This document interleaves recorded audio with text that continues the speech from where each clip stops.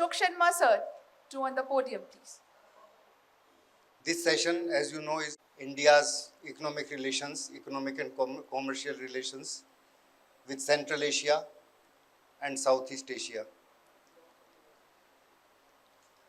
I'm not an expert on Southeast Asia, and I would leave it to my senior colleague, Mr. Ajay Duaji, who has been Commerce Secretary in Government of India, to discuss that issue in detail.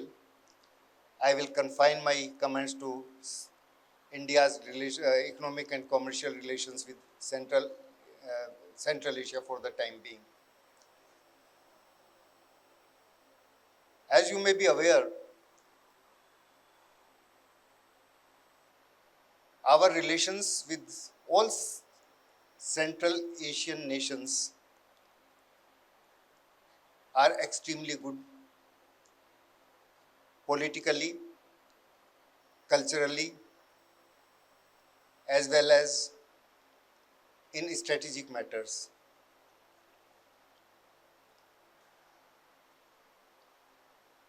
But at the same time, our economic relations or commercial relations have not achieved even a minimum level which could be called satisfactory. Now, there are several reasons. The main reason cited is connectivity. It is generally said that whatever we want to export or import from these countries, there are many complementarities we can import as well as we can export. It becomes economically non-competitive because of the high freight as well as transit time. But that is not the only issue. The issue is also the competitiveness of goods between India and Central Asia and vice versa. Why I am saying this? If we cannot compete with, if our manufacturers cannot compete with Chinese goods in India, how they are going to compete with Chinese goods in Central Asia? China is just next door, and they can import anything from China by land route, which cost becomes less and transit time is minimal. So the idea should be to identify those products which could be competitive not only commercially but also qualitatively, and should be able to bear the cost of transit, cost of freight, insurance, plus time involved. Unfortunately, very little empirical research has been done on this subject. Most of the time papers are presented. They just look into old papers presented by scholars and add something and prepare their briefs. Now, it is the time that the institutions like MERI, whose name starts with management and includes education, that some empirical research must be conducted on the measures which can be taken by both sides in making our imports and exports competitive. Now I will come to energy. Some of the countries in Central Asia like Kazakhstan, Turkmenistan, Uzbekistan are very rich in energy sources. Tajikistan is also very rich in hydroelectricity. and Kyrgyzstan also. Now, evacuation is a problem. We have some experience in Kazakhstan where we took Satpayev block and left it after a few years, after losing $1.7 billion almost. Maybe it was a wrong decision. We also tried to bid for the equity of Total in Kashagan oil field, which is the largest oil field in Central Asia. OVL, ONGC Videsh Limited, offered $5 billion for 8.4% stake of Total. They signed an MOU with Total, but for some reason or the other, it was not given to India. Rather, instead, government of Kazakhstan used its right of first refusal and took over the equity and handed over to China after some time. In fact, after some time it was realized that it was a blessing in disguise. Because the problem is that even if you produce crude in Kazakhstan or any other Central Asian country, what will you do with that? We do not have any system of evacuation. We don't own any pipeline which can be used for export to Europe or any other country. The only client will be China, because either you export it to China or export it to Europe via Chinese pipelines. Similarly, the much talked about TAPI project, Turkmenistan, Afghanistan, Pakistan, India gas project, has not taken off. We keep hearing various developments in this project, but on the ground, so far, not much has materialized. Partly it is because of the situation in Afghanistan over these years, and partly it is because of the bilateral relations between India and Pakistan. So either we wait for Afghanistan to stabilize and or India and the bilateral relations between India and Pakistan to improve, or otherwise this project will linger on as it is. So the idea should be to go to downstream industries, fertilizers, polymers, and other products based on oil and gas can provide a very big opportunity to Indian companies.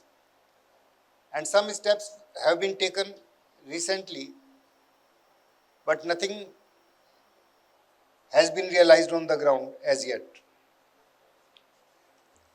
Now, I will speak a few sentences about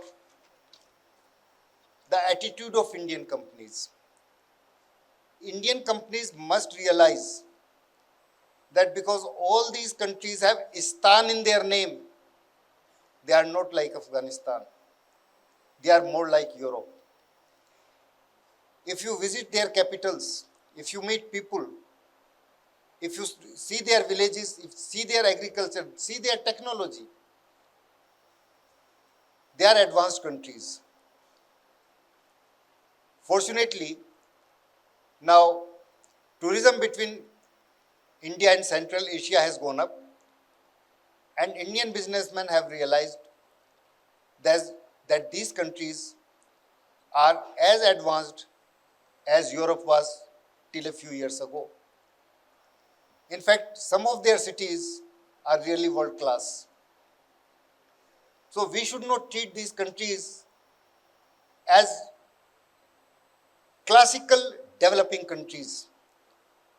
They are as good as developed countries. when it comes to international trade. They want the best and they want the most competitive. Well, I will keep commenting on my other colleagues' papers. I don't want to cut into their valuable time. I would only want to add that now big businesses are also looking at Central Asia. Recently, in last 6-7 years, I have seen many developments. When Mr. Shapur Mistry came to Kazakhstan in early 2014, the then president of Kazakhstan, His Excellency Nazarbayev himself hosted him. He met him personally and assured him all cooperation, and they did get some projects there. Not very big, but they completed a port project also in the Caspian Sea. Similarly, Mr. Gautam Adani visited Kazakhstan a few months ago, and it was a big news in Kazakhstan. And he met the president, and maybe there will be some big projects very soon in Central Asia, either in Kazakhstan, Uzbekistan, Kyrgyzstan, Turkmenistan, wherever.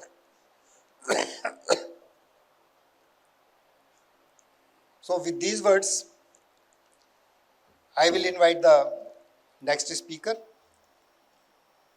The next speaker is Dr. Anita Sengupta, who is the Director of Asia and Global Affairs based in Kolkata. She focuses on Eurasia, exploring identity, migration, gender, borders, and geopolitics. She has been a fellow at Maulana Abdul Kalam Azad Institute, senior fellow at ICSSR, and director at Calcutta Research Group. So over to Dr. Anita Sengupta ji. Please.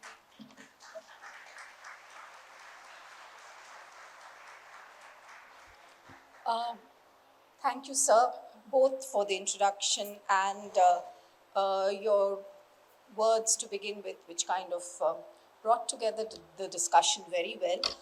Thank you so much for this invitation and the warm hospitality offered by MERI. My very brief presentation today is called Connectivity as Influence. Now, most discussions, as Sir was saying, on prospects of connectivity between India and Central Asia, of course, begins with the argument that these are very limited because the two regions are not contiguous and land connectivity is impaired by problematic relations with states in between. What such arguments fail to take into note is that connectivity needs to be imagined at multiple levels, and a significant part of India's connection would depend on how it deploys its soft power by offering cooperation and capacity building, knowledge transfer, and people-to-people contacts. There is an increasing acknowledgement of the fact that elements of soft power assist in transforming capabilities into capacities and resources into instruments of foreign policy. The attractiveness of India's model has advantages at various levels, and particularly not just in terms of Indian philosophy or Bollywood, but also in terms of the technical assistance that she is able to provide.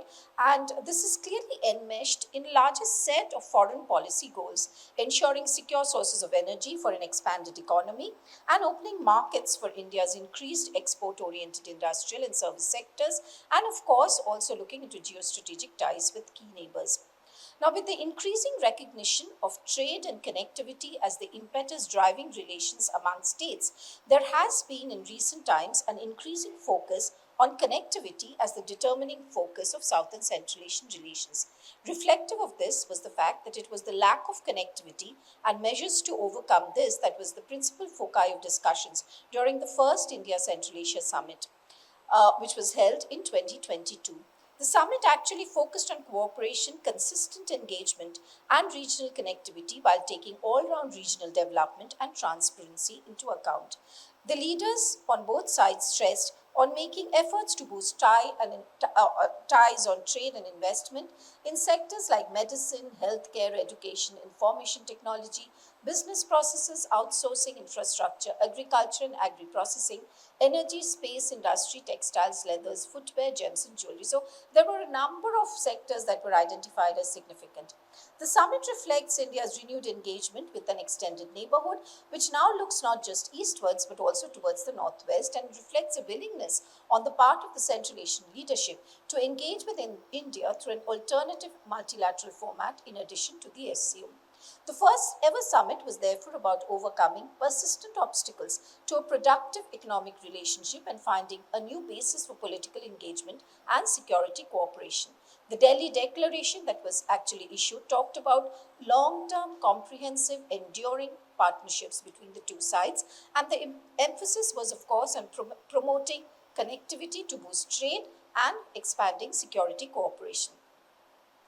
During the summit, the leaders also made an effort to talk about how to boost trade and investment in multiple sectors, and there were proposals to establish cooperation between specialized national institutes in the fields of finance, renewable energy, information, digital, and other advanced technologies. There was also a proposal to make the summit a permanent yearly event with a permanent secretariat for greater engagement, which is a change from the foreign minister level in engagements that had happened till then. The hosting of the summit elevates bilateral relations to a formal multilateral levels and indicates a move towards creating regional connectivity network that has been a challenge in both South and Central Asia, given its poor infrastructure, limited formal trade. It is also significant that the summit was not an isolated engagement as it was followed by the Delhi Regional Security Dialogue. The summit actually included a roundtable on energy and connectivity, reflecting India's top priorities in the region. As Sir was saying, despite complementarities, however, the share of energy exports from the Central Asian countries to India remains minuscule even today. While they are endowed with rich natural resources, it is also a fact that India has made substantial progress in the fields of renewable energy capacity and stands ready to share its experience and expertise in renewable energy and welcome the Central Asian countries in the International Solar Alliance and the One Sun, One World, One Grid initiative. There is also a growing focus on connectivity from both sides, and this has been stressed that their focus has to be on commerce, capacity enhancement, connectivity, and contacts. Several initiatives have been taken in this regard, such as, of course, the building of the Charbahar Port, the International North-South Transport Corridor, and the Ashgabat Agreement that followed. Now, once again, the operationalization of the North-South Transport Corridor is of relevance. However, it has not been fully operationalized, and there are, of course, some numerous problems with the multimodal kind of transit corridor, which means that transport has to be moved from, goods have to be moved from, say, roads to the ships, to the rail, again, back to the roads, and this has its own issues, but along with hard infrastructure, I think measures have to be taken to look into how you can actually look into how this process of transfer through corridors, transfer through borders, multiple borders, taxes and levies that change can be actually operationalized. In addition, the creation of course, direct air corridors has been emphasized, and this, of course, would greatly benefit connectivity. Among the many facets of relations between India and Central Asia, the development of technology, information technology in particular, and the sharing of digital technology now assumes an important position. Digital technology happens in multiple ways and has emerged as the centerpiece of India's global agenda with a focus on human-centric approach to technology. For instance, the development of digital payments, data sharing infrastructure, and boosting of digital economy has become an important part of India's digital diplomacy. The fact that affordable and accessible digital technology can be made available on a very large scale has enabled India to promote its digital infrastructure and embark on a digital diplomacy that has significantly contributed towards this engagement. Now, very briefly, I think there are multiple global connectivity initiatives that engage with the region, but as far as India's engagement with the Central Asian region is concerned, I think I'll just end up by pointing out to a few that could be considered. There have always been proposals for an Indian university in Central Asia, and mooted in 2011, but the project never got off the ground. So this is one of the things that we could look forward to. Sericulture is an important industry in the region and is now being promoted as a small, medium-scale rural industry for employment. And sericulture, of course, and textile production is important in both the regions. Similarly, tea trade can be more organized because tea is drunk with every meal in the region. So the fact that it has been left to the unorganized sector has meant that it is actually Sri Lankan and Kenyan tea that has taken over, whereas the Indian Tea Board could actually initiate packaging and selling of teas to the region. Similarly, the tourism industry has a huge potential on both sides, and tourism not only helps with people-to-people contact, but also by actually helping to build infrastructure. Medical tourism, of course, also has a huge potential. The opening of banks and the training of banking personnels is another thing that could be useful. There are also several industries where regional value chains could be developed in and between the Central and South Asian regions. Fresh and chilled fruits, for example, processed foods, agricultural raw materials, herbs and spices, precious and semi-precious stones, garments, carpets, pharmaceuticals, and herbal medications. Now, having said all of that, there are certain issues that act as impediments to trade and connectivity between two regions. Trade costs remain high for both the economies at the border and beyond the borders. The multiplicity of licenses, permits, and certificates affects not only makes it internationally non-competitive, but also it does not allow the small enterprises to function given the complexities of these measures that still exist. Also, lists of sensitive and prohibitory goods protecting domestic producers are often in conflict with trade opportunities, and I think it is some of taking into account some of these issues that would actually help in making this engagement between the two regions more meaningful. I'll just stop at that. Thank you very much. Thank you, Dr. Anita Sen Gupta ji. You spoke about transit trade. We should remember that not only Bandar Abbas or Chabahar or North-South corridor, but there exists a route via China also. Nowadays, more and more goods are being exported to Central Asia and also being imported from Central Asia via Chinese ports. And Indian companies must consider that option too.